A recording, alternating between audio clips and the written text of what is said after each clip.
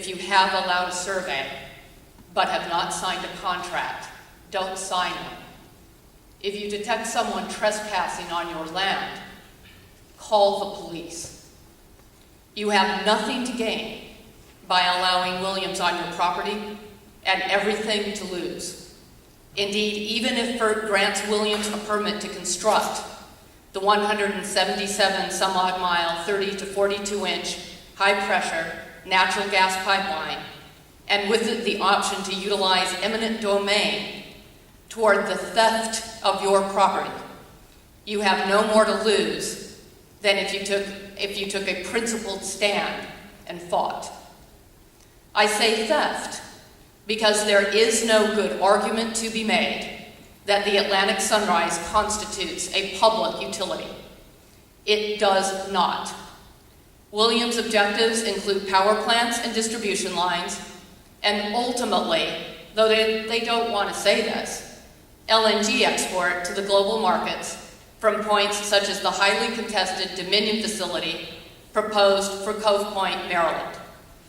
A public utility is defined in terms of its performance of a vital public service that is expensive to produce and requires the maintenance of its infrastructure. While it may be publicly or privately owned, it is regulated for the performance of that service. Williams can make no such claim for the Atlantic Sunrise. Let me be very clear here.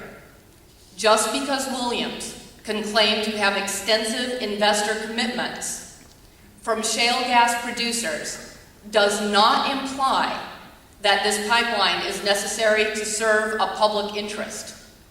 Indeed, it is necessary only to the shale gas producers who need the pipeline to advance their own private ventures. So unless we are willing to redefine a public utility in terms of what serves the private interests of shale gas producers and their affiliated companies, Williams simply cannot defend this claim, particularly since many of these producers are themselves aimed at the global export of liquefied natural gas. We also have very little reason to have confidence in FERC with respect to the notice of intent, to which we are invited to comment here. First, FERC has repeatedly refused to address the full cumulative impacts of expanding interstate transmission pipelines. Quoting from the Delaware Riverkeeper, quote, on June 6, 2014, the U.S. Court of Appeals ruled that FERC environmental review of the Tennessee Gas Pipeline's reconstruction project was impermissibly segmented and failed to adequately address the cumulative impacts of the project. The court concluded that FERC thus violated federal law requirements governing environmental review. But FERC, in fact, has a history of this failure. August 4th, 2014, this week, the EPA found FERC draft environmental impact statement, its DEIS, for the Corpus Christi liquefied natural gas facility, Sabine Pass, Louisiana, equally remiss. Quote, EPA's review identified a number of potential adverse impacts to aquatic resources, air quality, environmental justice populations, and wetlands. The failure is the same: inadequate evaluation of potential cumulative impacts. This could be your land, your farm, your property. In other words, FERC acts precisely in the interest of the industry that in fact funds it, the fossil fuel extraction industry, by failing to aggregate impacts, by segmenting the natural gas extraction, transport, and liquefaction processes. FERC relieves itself the responsibility of having to consider the full weight of the impacts on the ecologies, the non-human animal, and the human populations affected by that industry. It is no wonder that FERC finds itself rubber stamping permits once the minimum EIS requirements are met. The industry effectively pays it to do nothing else. But minimum does not mean adequate. And as restoration ecologist Kevin Heatley and I have recently argued FERC's failure to aggregate impacts, to conduct meaningful alternative analyses, consider the full impacts of forest fragmentation, provide for adequate invasive species control, and FERC's willingness to sanction the industry's claim to quote-unquote temporary workspace, even when that workspace drags on for years at great ecological and human cost, is simply unacceptable. My message is to the landowners here. You cannot trust an industry who is willing to take by theft what you will not forfeit to their efforts to manipulate, extort, and threaten you, your neighbor, and your community. You cannot trust elected representatives who do not bother even to be here, who don't bother to take a public stand in the defense of their county or their township constituents. You cannot trust an agency, FERC, who is funded by the industry it purports to regulate, but demonstrably does not regulate, who will grant the right of eminent domain to what is not a public utility, and whose consistent failure to consider the aggregate impacts consequent upon all fossil fuel extraction, in fact, contributes to accelerating climate instability. Do not be fooled. This is a dog and pony show. It deserves to be treated as such. Thank you. Thank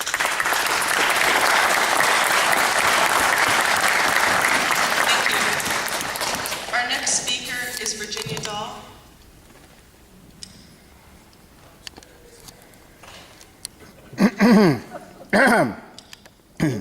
My name is Virginia Dahl, D-A-L-L.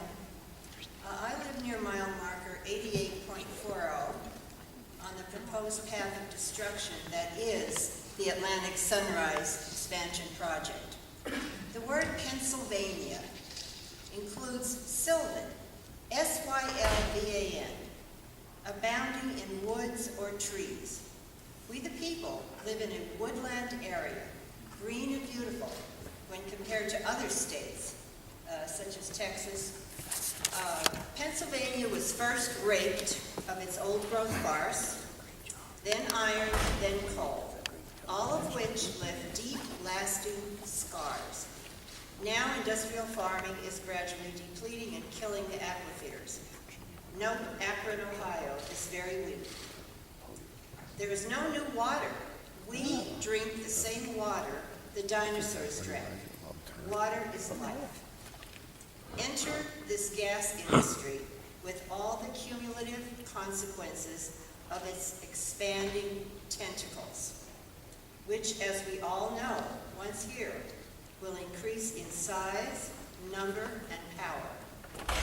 While our population is rural, it's lower than Lancaster, we don't have a lot of publicity, we do have land and homes, and we should matter. Most of us here in Columbia County, a lot of us not in the towns, have wells. We have Knoebels, a world-class amusement park near the path of this line. We have Aqua, with a string of reservoirs supplying Shamokin, Mount Carmel, Coltmont. We're right near Northumberland County where we live. They're putting this thing between the cemetery and all of the reservoirs. And then we have forests, wildlife, and people. I finally contacted Aqua last week. I had to go through Illinois to get to a man in Shamokin. And he said, this sounded ironic, he said it all comes out in the wash. He said the permitting process will take care of it, so it's all in your hands. So if there is a disaster, it's my contention that Aqua will just add chemicals to the water until it's undrinkable. So, 88.90, that's the mile marker, goes through a medium-density residential district where I live, with narrow and some privately owned roads, like mine, with one way out. Our neighborhood has one little dirt road which is going to have the pipe intersecting it. If there is a disaster, I had this fantasy this morning of trying to find my cat in the house, put her in a bag, go out the back door, and go down the mountain on foot because I could not use my car. It's something that could happen. So, please consider an alternative plan that utilizes the existing system of pipelines, I read that in your brochure, and compressor stations. If not, lawsuits and sit-ins are in my future. Thank you. Thank you. Our next four speakers are Bob Weber, Kevin Heatley, John Walker, and Marcy Weber.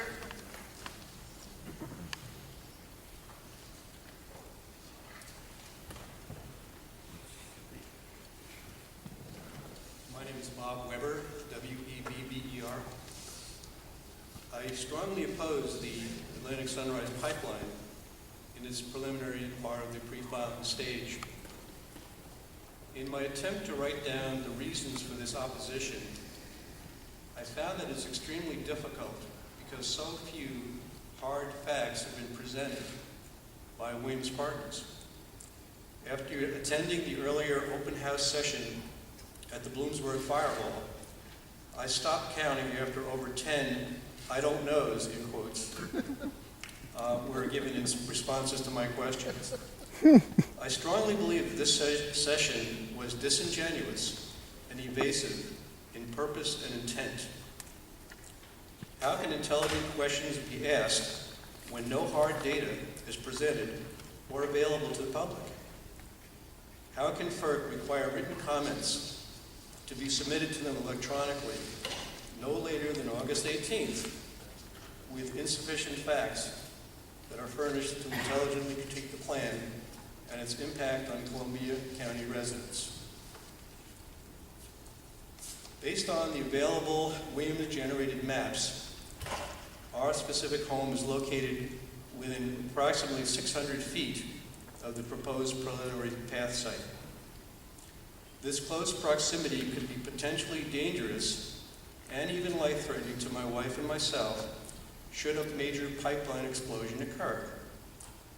What effect and impact will this close proximity to the pipeline have on our future home insurance premiums? What effect will this close proximity to the pipeline have on our home real estate value and the future ability to sell our house or home? Close proximity to pipelines, it has been reported, can typically negatively reduce home values by reduced selling prices by up to 25 to 40%. My wife and I are retirees in our 70s, and the value of our home, while not a liquid asset, does represent a very significant portion of our net worth. A sizable reduction in the value of our home and the strong probability of not finding a potential buyer willing to accept these potential risks associated with our house's particular location represents the specter of a future greatly reduced standard of living. No response or reaction to these points that I have raised are expected. However, I strongly urge FERC to reject this proposal. Thank you. Thank you. Our next speaker is Kevin Heatley. That's Kevin Heatley, H-E-A-T-L-E-Y. And I am going to speak to you people. I'm not going to speak to the FERC. Okay, and I'm going to set my timer real quick so I don't go over, because we don't want to do that. We want to play by the rules. It's 10 like minutes. some people. And I am what's called a restoration ecologist. Okay, so I have specialized expertise with respect to terrestrial ecosystems and repairing damaged ecosystems. I've done 3 reviews over the last several years of the pipeline projects, the interstate pipeline projects in our area, all overseen by the FERC, and I can give you some insight as to what the FERC is going to give you in their EIS. And the pipeline projects I'm talking about are the Mark I, the Tennessee expansion, and one of Williams' projects. Williams is a partner on this one, which is the Constitution Pipeline, which is 126 miles from New York State into Susquehanna County, Pennsylvania. And I'll be frank with you people, what you're going to see from the FERC is you're going to see disingenuous spin doctrine. You are going to see substandard, inadequate analyses of impacts. If it's not specific to the regulations right now, even if it costs you money on your private property, it's not going to make it into their document. And you know what their response is going to be? The kind of response they gave me. They gave me a response, we disagree with Mr. Heatley. That's it. That's it. No other analysis, just we disagree with Mr. Heatley. So what are you going to look for, okay? What are you going to look for here? You're going to look for, like Dr. Lee said, you're going to look for no cumulative analysis. Now, they just lost that lawsuit, so maybe they'll try and spin doctor that a little bit better. But they are not going to try and look at the full impact of what it's going to do upstream with the wells, the new wells that are going to be sunk, what it's going to do with climate instability. And there may be some climate deniers in the audience here, in which case there's application to the Flat Earth Society in the back room there I left for you. They're required to have an alternatives analysis, which includes not building the bloody pipeline. Okay? Their alternatives analysis they're myopic. I don't know how to describe it. They're just incredible. In solar and wind power, they'll dismiss as the sun doesn't always shine and the wind doesn't always blow. Or they'll say on the last one, the Constitution, which was one of the Williams ones, they'll say that, oh, we're going to need so much acreage in the solar, it's infeasible. Well, they don't look at dispersed power generation. We already have the acreage. They're called roofs. We have them all over the place, and we don't have to cut down a single bloody tree. Incredible. And they're going to grossly underestimate the impacts. I mean, and I'm not talking about just an oversight. I'm talking about disingenuous spin doctrine. When you cut through an interior forest, it's standard in conservation biology, 300-foot impact on either side. You change the light, you change the moisture level. If that's my private property, I'll be damned if you're going to go through and you're going to change that, and FERC's not going to take account of it. The last document I saw from them on the Constitution, Williams Project, was their upland forest mitigation plan. Incredible. They came up with some disingenuous, not supported by the literature way of roundabout not paying for it, not paying for the full impacts. They acknowledge it. Now they do. They didn't previously. They acknowledge these 300-foot impacts, but they're gonna make it, oh, if there's 35 acres left, it's okay. It's an intact forest block. I don't want that. You shouldn't get that either. You should get amount of interior forest today, amount of interior forest after they dig the whole damn pipeline. That's the metric we want to see. That's a number we want to see. And if you're a landowner with forest, you deserve to be fully compensated. And these people need to take care of that 300 foot so that you can grow your trees or you can see your interior wildlife. And they won't do it. And then the temporary workspaces. You know that these pipelines are going to be? These are going to be 100 to 110 feet wide in the uplands. That's how wide they're going to make them. And they call that some of that temporary workspace because we only have a 50-foot permanent right-of-way. And you know what they're going to do with that? It doesn't matter if it's 300-year-old forest or it's like the lady with the oh my God, this lady on the Constitution did one of these meetings. They're meeting up in March, starts crying. They're cutting down her sugar bush where she does her maple sugaring. Are they going to replant or reforest any of this? No. FERC accepts these companies saying it'll grow back naturally. We'll just let it grow back naturally. Well, that's bullshit. It's bullshit. I say that with scientific credibility. It's bullshit. You deserve to be paid. Every one of those temporary workspaces, they should pay to reforest, and they need a forest management plan. If they're not going to plant, they have to maintain it. They have to maintain those 300-foot buffers for invasive species. They're not going to do it. How about this? How about this for logic? In the wetlands, they'll go through and they can say, permanent right-of-way is only going to be maintained 10-foot wide. 10-foot wide strip they're going to mow through the wetlands. But in uplands, it's going to be 50 foot. Ooh, looks like I'm running out of time. Real quick, what I think you should do, demand a full analysis. Make them pay the full cost. That's your right. Number two, deny them the right to do a survey. They can't use eminent domain yet. Don't let them on your land. And if they come on your land, have them arrested. They did it to me, they trespassed, and don't let them do it to you. Do not sign a lease. Stand together in solidarity, even if they threaten eminent domain. Make it so expensive, they can't get this done. Make them pay the full cost. And the full costs are there. And if you need more information, feel free to contact me because this is egregious. The only improvement I've seen in this, as opposed to the other three pipelines, is they now have this tower with the lights on it. That's an improvement. All right, thank you very much.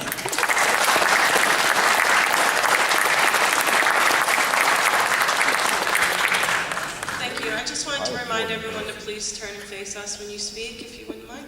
The next speaker is John Walker. Some of us mind. Walker. I think you can all spell that. John-W-A-L-K-E-R. Thank you.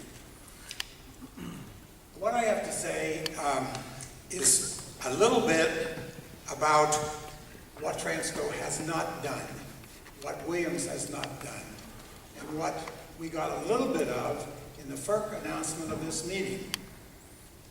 And I'm going to talk a little bit about the fact that FERC is carrying water for Transco.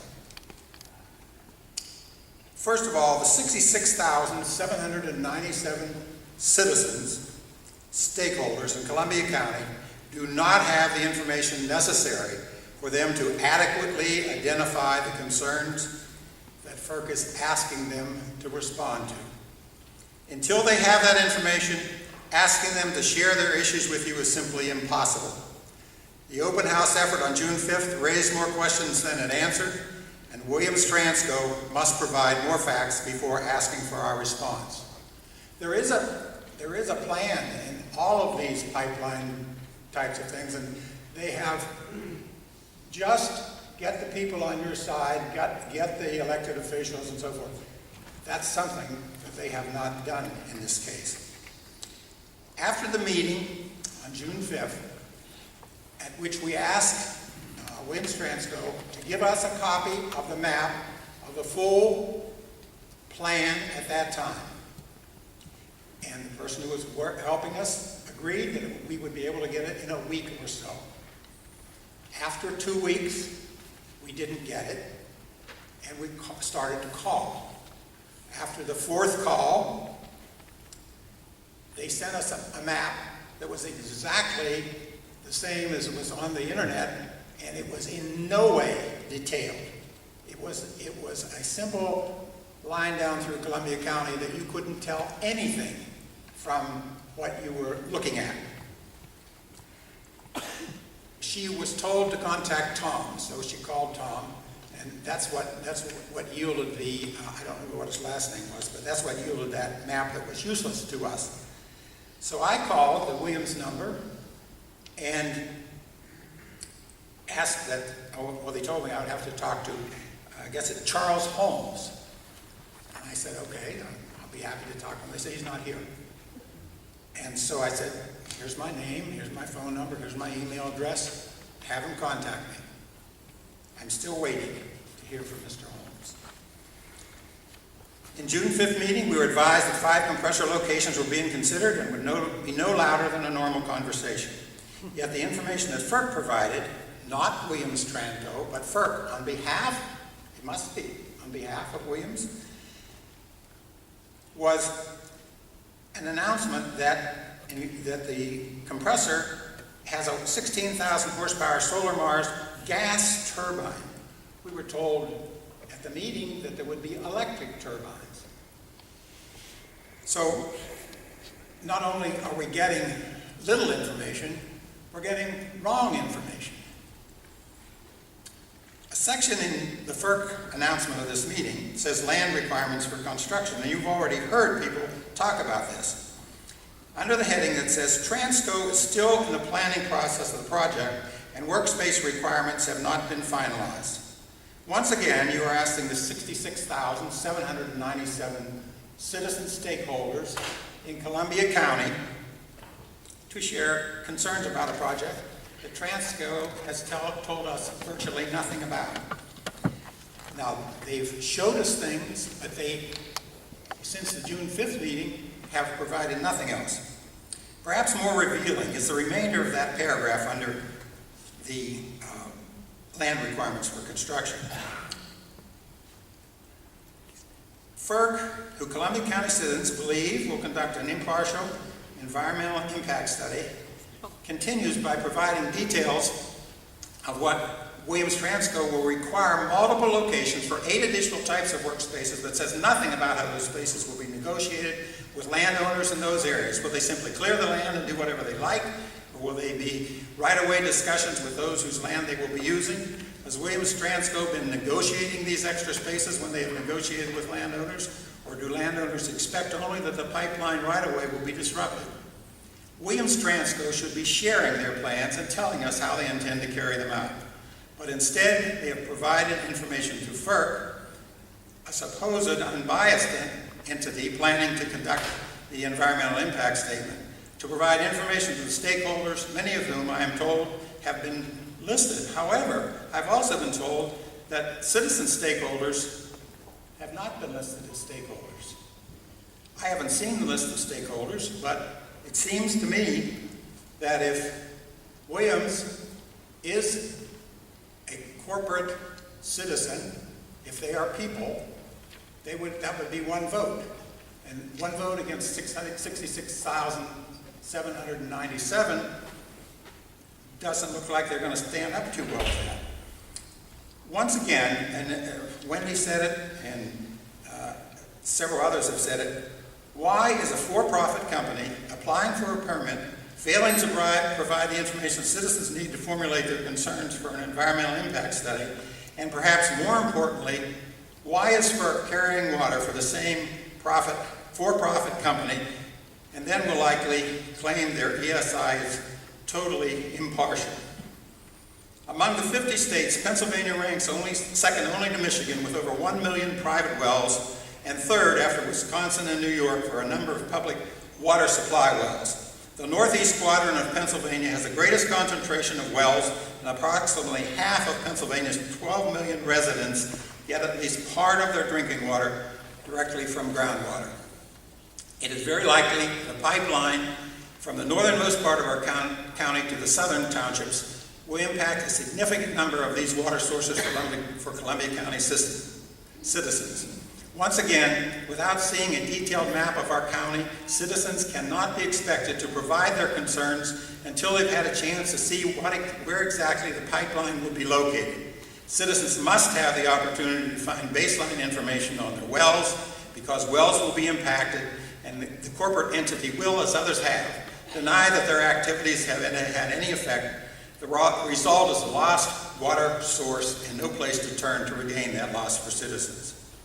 We have observed that recent judicial decisions are finally recognizing that local municipalities and townships are important stakeholders. Whether or not corporate interests recognize them in that role. Administrative law justices in the Pennsylvania Supreme Court have made recent decisions that call business as usual to be unconstitutional. They have pointed out that the Pennsylvania Constitution provides for protection of local decision-making, that citizens have a voice, and that the judicial branch of government means to stop the indiscretions of corporate and government overreach. Add to that the number of states investigating astronomical increases in the number of earthquakes and the apparent likelihood that fracking and the process of deep injection wells, disposal of fracking waste, that reasonable people think is a little bit crazy. I ask for a moratorium on those activities until the causes of these dangerous occurrences can be established. The decision to move forward on the pipeline for appointed bureaucrats and elected local officials to move ahead with a status quo decision is both careless and irresponsible. And finally, to do so in violation of Pennsylvania's Constitution is patently ridiculous. Take a look at Section 27 in the Pennsylvania Constitution and read it, and you will see that what we are doing is not what should be done. Mr. Walker, you've already exceeded 5 minutes. Excuse me? I don't want to interrupt, but you have exceeded 5 minutes. I just want to be fair to everyone else, make sure everyone else has an opportunity to speak. If you could just wrap up. Okay, let me just finish with Pennsylvania should not be considering deep well injections. I was going to tell you a little more about those for waste disposal. Oklahoma officials, EPA officials, Texas officials, Ohio officials, and Pennsylvania officials have this issue under study. It would be foolhardy for a drilling company or for a public official to advocate continuing or moving to such a procedure until these questions are answered. Our next speaker is Marcy Weber. Marcy Weber. Two B's in Weber. You originally asked for comments regarding the environmental impact of this pipeline. But when I wake up in the morning, all I can think about is how it's going to affect me. We retired here to Pennsylvania 12 years ago to be near to and to assist the family. Our brand new house, which makes accommodations for handicapped circumstances if they so arise, is our biggest investment. and it is supposed to provide a financial resource as we age. Now we've discovered that the proposed Williams pipeline has a right-of-way swath that is a mere 300 feet from our actual house, not our land, our house. Accidents aside, if we live within a specific range of this high-pressure 42-inch pipeline, we may be liable for an insurance surcharge or a special rider. If, like flood insurance, those premiums increase over time due to accidents or cost of living or whatever, we may reach the point that we cannot continue to afford the premiums. Just like flood insurance in a Zone A, an issue which we intentionally avoided when we were looking for a house. Now, what would we do? It'd be unlikely that we could sell our house because of the risks and because of the premium issues. We would be unable to relocate, and we would have lost a sizable part of our nest egg. So we definitely feel victimized by this pipeline project, which is cutting through a major lime ridge formation and is possibly also endangering our wells. By the way, I just want to mention that I too have heard the rumor that this natural gas will go to Maryland to be liquefied and sent on ships overseas. Yep. That's all. Thank you. Our next four speakers are Johanna Lucid, Barbara Freeman, Marianne Zinnett, thank you, Barbara, and Tom Lucid. Hello, my name is Johanna Lucid, L-U-C-I-D, as in clear. My husband Tom and I live on Winspool Road in Cleveland Township. I am here to express my concerns to FERC, to Williams, but mostly to the citizens of Columbia County. Williams has presented only proposed plans. Nothing is set in stone. How can you approve permits without knowing definite details and the full scope of the project? Williams refuses to hold Q&A sessions. Why? I believe they really don't want the citizens to know the true facts. Some of them are. When I ask questions on how people will be able to access their homes or leave their homes when there is only one way in or out of their development, and the person from Williams or the Williams company will be cutting through that only roadway. The gentleman from Williams I asked this to said, "That's a question for the engineers." Gee, I don't see one now. How convenient. One of their pat answers was also, "Not at this time." Please know, if permits are issued for this pipeline, they can lay other pipelines right next to it, which they don't tell you. So in a few years, you may have 3 pipelines running across your property or in your neighborhood. Something else they neglected to tell us. Number 2, the compressor stations. Not sure where they will be located. They're proposed sites. Williams stated they are so quiet. The electric ones are more quiet than any of the others, gas or diesel. However, they're not sure what type will be used. They also don't tell you they can increase the number of compressors at a later date with no additional permitting needed. One such station started with 1 and is now up to 10. The noise and emissions are now at an unacceptable level where it is affecting the health of people living near it. Not to mention the lighting at these stations is so intrusive. I liken it to the stadium lighting when you go to a football game. People have to buy light-canceling shades and curtains for their homes in order to sleep. You can see it for miles. Number 3, Williams safety record. Their permits should be denied on that basis alone. All anyone has to do is go online to view their safety record. It looks pretty, doesn't it? How many and fatalities have been attributed to Williams and other pipeline companies because of explosions and accidents. Do they consider their death count or injury count acceptable, or do they consider it the cost of doing business? People, please don't be fooled. These pipelines do leak and explode. I personally saw one explode. It was the Texas Eastern Pipeline in Edison, New Jersey.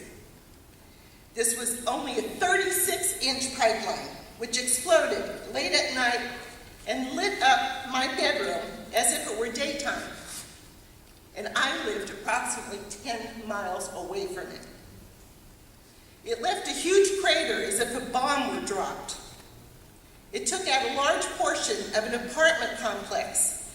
Remember, this was only a 36-inch pipeline. We are looking at 42-inch pipe. In our neighborhood yesterday, we had Williams Company employees trespassing onto people's property. When questioned, they say they have the owner's permission to be there. That's not true. These properties have been posted with no trespassing signs. They feel the rules don't apply to them and they can do as they please. If they do this now, what will happen if they receive permits? Your proposed route is slated to go right through the only residential district in Cleveland Township. It is going to cross a private road in a private development. I would like to inform you now that I will join with others in a lawsuit if these permits are approved. I will also stage a sit-in across the private road as well as Winsville Road to block Williams' efforts. Of course, I will call the press beforehand for maximum coverage. Remember, Williams is a for-profit company. It is not a public utility. We will have to deal with all the inherent problems and they will reap all the benefits. I urge you to deny these permits for the good of all. And one more thing I would like to add, the Williams representative who was up here before speaking mentioned integrity and they maintain the current pipelines they had. It's a lie. They have had multiple violations for failure to monitor the corrosion adequately in the Virginia pipeline explosion in 2008. They were fined $952,000 for failure to do that. There are 2 pages of violations from 2002 on through.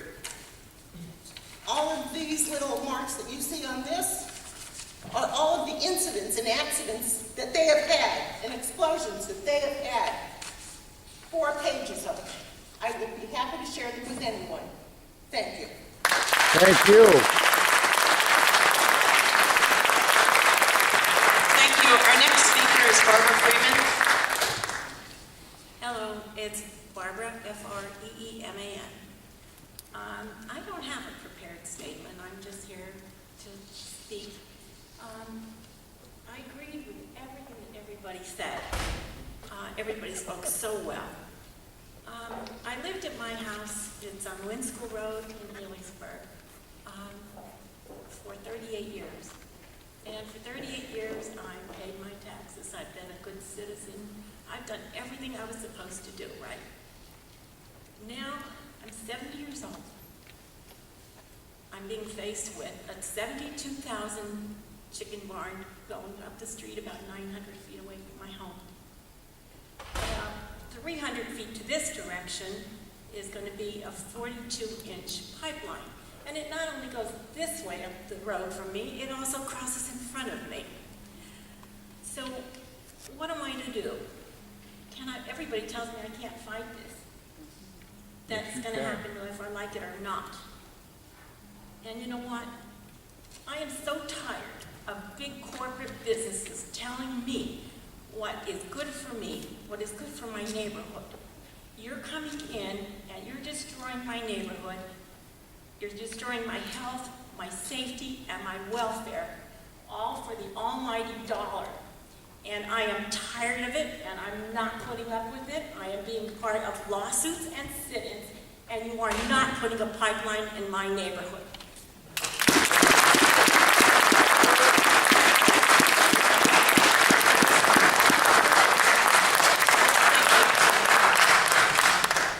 I want to hear you say that again. Oh, Marianne Zenyuk? Zenyuk, yes, Zenyuch. I am from Cleveland Township, Columbia County. I was just reinformed tonight that the proposed plans are not final, but yet we get to speak tonight and through August 18th electronically to give our comments. It is very hard to give comments when we don't have finalized plans. I am a planning commission member, chairman actually, of my township, and I have extreme concerns for our township. Water is a primary concern. The proposed pipeline dissects directly through the highest density residential zone in our township, which is just 1/23 of the entire township. Although this area may not be highly densely populated as looking down from a view from a plane, our future plans are to grow, and we want to focus our growth in the residential zone. We want to focus this growth because we want to preserve farmland in the agricultural zone, which is being depleted in many areas because of building. We are disrupting large tracts of farmland, which makes it difficult for farming, and that's important for all of us. In light of this, our township is 100% well dependent. It would cost several $1 million to even start thinking of a public water system for just a small corner of our township. Things get old and leak and break. We will be affected at some point in time. As I said, the $1 million it would cost to even start. We still have a corded phone in our township. Our township cannot afford multi-million dollars to put a water system in. I am not a landowner of the property being dissected by the pipeline, but I live right next door. My house might actually be closer than some other houses that it's going through their property. So I feel like I am being affected as well. I have concerns with the pipeline crossing through the coal region in Northumberland County. That is my neighbor, it's just a half mile down the road. There was no engineer at any of the open houses that could describe a plan to cross over abandoned private strip mines that frequently subside through the recent past and would prevent or cause a disaster. We've had recent road construction that they went through this area and a river or creek essentially disappeared overnight. It went through an abandoned mine. The surveyors or engineers on that project didn't even know. And I foresee that for your project as well. There was no engineer on site that could answer that. We had several engineers come to us on the open houses, and they said, oh, we're not specifically working on that, somebody else will. But I would feel more comforting knowing those people and what they have plans for. I don't know how this will affect me overall, but I'm worried for me, my family, my neighbors, and my community. I need more information.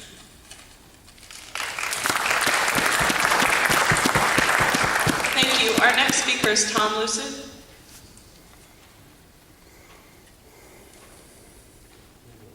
My name is Tom Lucid. I live at 24 Wind School Road, Eulesburg, Cleveland Township, Columbia County. I've listened to all you folks that spoke tonight, including my wife, but quite a lengthy speech, and I'm not going to take up too much of your time, but I am definitely opposed to a pipeline.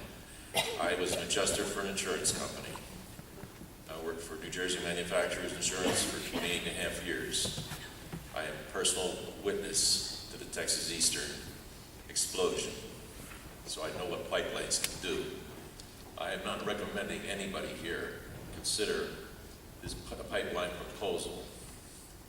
I listened to a lot of folks here talking about it tonight, but one explosion that I've seen personally left a hole in the ground that would far exceed the size of this room. I don't want to see that again. And I'm retired. Been retired since the year 2000. And I can't see anything good in a pipeline that you'll have to excuse me, I had a stroke in June, but I can't see a pipeline going through a residential area and serving any purpose whatsoever.